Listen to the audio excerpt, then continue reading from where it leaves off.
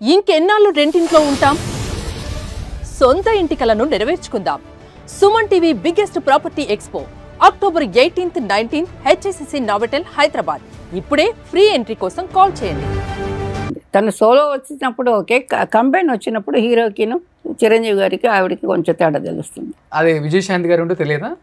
లేదు, తెలియదు. ఈక్వల్ చాలా ఈక్వల్ టు హీరో అన్నట్టుగా తన ఇంటెన్షన్ అలా ఉంటాయి కొంతమందికి.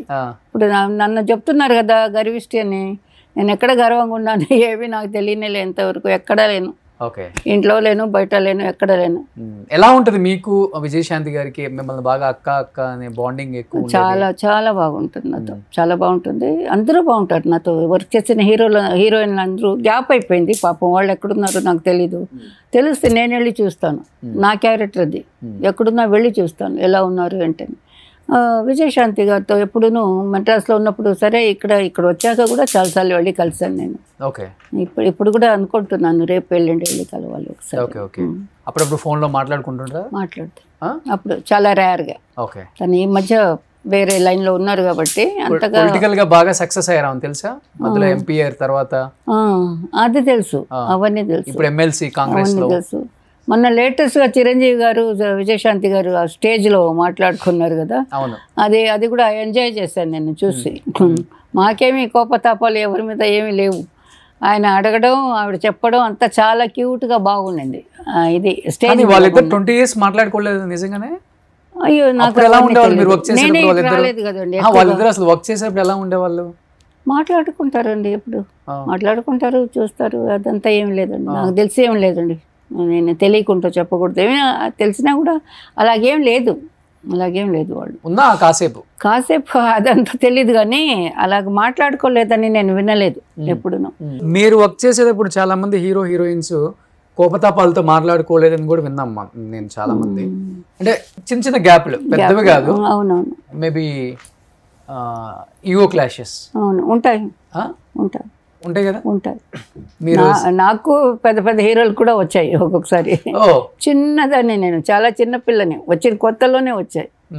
వాళ్ళకి ఎందుకో నచ్చదు కొంతమందికి, అందుకని మాట్లాడరు. అలాగా నా దగ్గర ఎలా ఉన్నప్పుడు హీరోయిన్స్ దగ్గర న్యాచురల్గా వాళ్ళకి అండర్స్టాండింగ్ ఉంటేనే కదా బాగా యాక్ట్ చేస్తారు. ఏది అలాగే నేను ఎవరి విషయం వినలేదు, అలాగ వాళ్ళతో మాట్లాడలేదు, వీళ్ళతో మాట్లాడలేదు. ఆ సెక్షన్ మేము వెళ్ళాము ఎక్కువ. హీరోలు అంటే ఎవరితో ఎక్కువ క్లాషెస్ వచ్చాయి మీకు? డేట్ నన్ను అడగమని చెప్పుంటారు. ఆ మాస్టర్ బాగానే చేస్తుందయ్యా, అడుగు 2 పాటలు, నేను కూడా ఓకే చెప్తారు. హీరో ఒక ప్రొడ్యూసర్, డైరెక్టర్ రికమెండ్ చేసి ఉంటారు, ఎవరో ఒకరు చేస్తుంటారు. ఆవిడ కొంచెం బాగా చేస్తుందండి, డ్యూయట్ సాంగ్లు అవి ఇవి, ఓకే అంటారు. అన్నప్పుడు వాళ్ళు మేనేజర్లు ఎవరే కానీ, అంటే ఇది జరగలేదు, అలాగే జరిగేది, మిస్అండర్స్టాండింగ్ వచ్చేది, నాకెవరు అలా చేయలేదు. అలా వచ్చినప్పుడు ఏంటంటే ఆ మేనేజర్ గారి దగ్గర మేము చెప్తాం, అయ్యో ఆ డేటా సార్, అది ఇక్కడ ఒప్పుకొని ఉన్నాను కదా, సరే నేను అడిగి చెప్తానండి అనే చెప్పి ఉంటాను. ఆ మేనేజర్ గారికి సపోజ్ వేరే వాళ్ళకి చెప్పాలి అనే ఐడియా ఉంటే వాళ్ళు వెళ్ళి కొంతమంది ఒకరో ఇద్దరు, ఆవిడ మీకైతే రాననిందండి అని ఇంత పెద్ద మాట చెప్పేస్తారు అక్కడ. అయ్యో, నేను చెప్పింది అయ్యో ఆ డేటా ఒక్కరోజు క్లాష్ ఉందండి, నేను అక్కడ అడిగి చెప్తానండి. ఇలాగే ఉంటాయి మా మాటలు. ఎందుకంటే వర్క్ కదా, మాకు కావాల్సింది వర్క్. లేదంటే మేము ఎలాగ మెడ్రాస్లో ఉండగలుగుతాం, హైదరాబాద్లో ఎలాగ ఉండగలుగుతాం? ఎవరైనా టెక్నీషియన్ వాళ్ళకి ఉన్న వర్క్ కొంచెం ఉంటేనే కదా ఉండగలుగుతారు. అందుకని మా భయం మాకుంటుంది. మేము అలాగా హెడ్ వెయిట్గా మాట్లాడాం.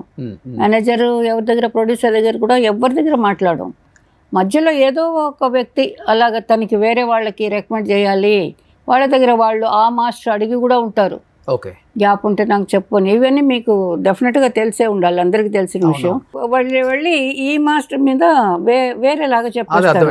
అది టైము అలాగా నమ్మేవాళ్ళు నమ్మేస్తారు. కానీ హైయెస్ట్ రెమ్యునరేషన్ తీసుకున్న మాస్టర్ అంటే తారా మాస్టరే కదా. నేను అక్కడ హై తీసుకున్నాను. కానీ ఒక హీరోకి హీరోయిన్కి వచ్చి పెద్ద పెద్ద ప్రొడ్యూసర్లు, డైరెక్టర్లు ఇంటి బయట కార్లు ఇక్కడి నుంచి అక్కడ వరకు ఉంటాయి. కానీ ఆ రోజుల్లో తారా మాస్టర్ ఇంటి బయట అలా ఉండేవి, డైరెక్టర్లు, ప్రొడ్యూసర్ కార్లు, డేట్లు ఆమె హీరోస్ రారు అండ్ ప్రొడ్యూసర్స్ రారు, మేనేజర్లు వస్తారు.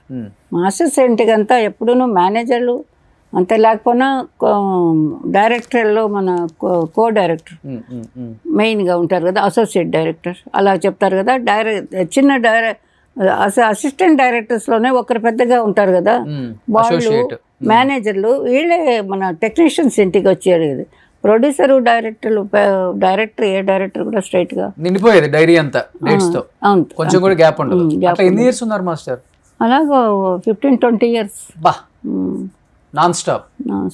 అసలు జీవితం అంటే కన్నడ చేస్తే ఇక్కడికి వచ్చే కారు ఉండేది. అలా కారు ఇక్కడ ఉండిపోతే అక్కడి నుంచి కారు, మళ్ళీ ఇక్కడి నుంచి కారు మైసూరు నైట్ ట్రావెల్, అక్కడ కన్నడ చేసేదాన్ని. అక్కడి నుంచి హైదరాబాద్ కొంచెం అప్పుడు తక్కువ, again Chennai, again Salem, again Kerala, అలాగా.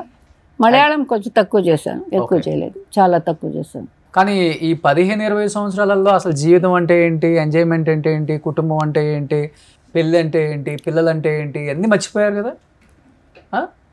బాధ అనిపిస్తుంటుందా తర్వాత బాధ, పెద్ద బాధ, అది పెద్ద తప్పు, చాలా పెద్ద తప్పు కదా.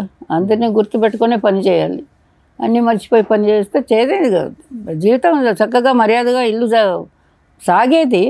బట్ నేను ఇదే నాకంతా అని మొత్తం లైఫ్ అంతా నేను సచ్చేది కూడా ఇక్కడే అనుకున్నాను. బట్ అది అలాగే ఉల్టా అయిపోయింది. అది కాదు అనేది నాకు తెలిసి వచ్చింది. తర్వాత ఏం కోల్పోయారు దానివల్ల? నేను కొంచెం అవతల వాళ్ళలాగా థింక్ చేసి ఉండొచ్చు కొన్ని విషయాలు, అన్ని విషయాలు అది థింక్ చేయలేకపోయినాను. ఏమంటారు, పసిపిల్లతనం లాగా కొన్ని ఉన్నాయి నాలో. నమ్మడం, మోసపోవడం, ఇచ్చేయడం, పోగొట్టుకోవడం. డబ్బు కానీ ఎవరే అడిగితే ఇచ్చేసేదాన్ని, ఉంది కదా ఇద్దాంలే, వాళ్ళకి అవసరం ఉంటుంది కదా. మళ్ళీ వాళ్ళు ఇచ్చిందే లేదు నాకు. అలా జరిగాయి కొన్ని. తర్వాత వీళ్ళు తీసుకున్న వాళ్ళు కూడా ఎవరు తెలిసిన వాళ్ళ, లేకపోతే సినిమా ఇండస్ట్రీ వాళ్ళేనా? హీరోలు, సినిమా ఇండస్ట్రీ వాళ్ళు, పెద్ద నాకు తెలిసిన వాళ్ళు, నా ఫ్రెండ్స్ సర్కిల్ అంటే తెలిసిన వాళ్ళు, మా ఫ్యామిలీ కూడా సంథింగ్ అలాగుండేది. సినిమా ఇండస్ట్రీలో ఎవరైనా నా కొలీగ్స్ బాగాలేరంటే నేను కొంచెం హెల్ప్ చేస్తున్నాను. నా వాళ్ళు, అది డాన్సర్ కానివ్వండి, మాస్టర్ కానివ్వండి, ఎవరే కొంచెం ఇదిగా ఉన్నారంటే నేను నా వల్ల అయింది.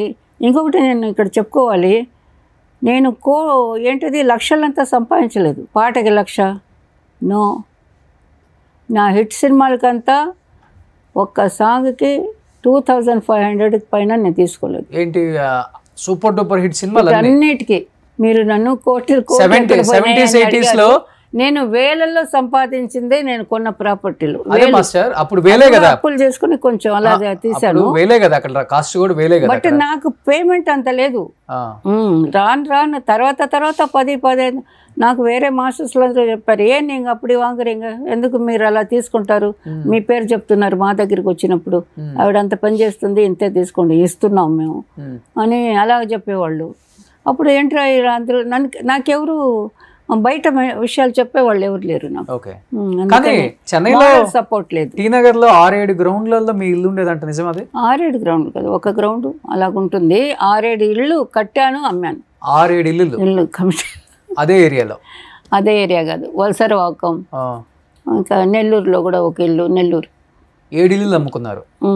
7 ఇళ్ళు, స్థలం 1-2 స్థలాలు. అవన్నీ అప్పట్లో 10,000, 15,000, 20,000 అలాగొచ్చినవి. అవి కూడా నేను ఇన్స్టాల్మెంట్లో అలా కట్టి, నాకు నా పేమెంటే చాలా తక్కువ అండి. నేను అప్పుడు యూనియన్ స్ట్రాంగ్ అయిన తర్వాత ఒక టైమింగ్ అంటూ వచ్చింది, ఇంత టైంకి ఇంత, ఈ సాంగ్కి ఇంతే, మినిమం 25,000, 30,000 ఒక పాటకి, ఏదో ఒకటి వచ్చింది యూనియన్స్లో అంతాను. అన్ని యూనియన్స్లో వచ్చాయి కదా. ఇప్పుడు జస్ట్ ఒక 10 years బ్యాక్ నుంచి అది స్టార్ట్ అయింది అనుకుంటాను. మీ సైడ్ అంతా అప్పుడు టీ నగర్లో ఉన్నప్పుడు గ్రౌండ్ అంతా 1,000-2,000 కదా, 10,000 టాప్. అంటే టీ నగర్ టాప్. అది వలసరవాకం, వడపళని ఈ సైడే తక్కువ. టీ నగర్ లేదు. టీ నగర్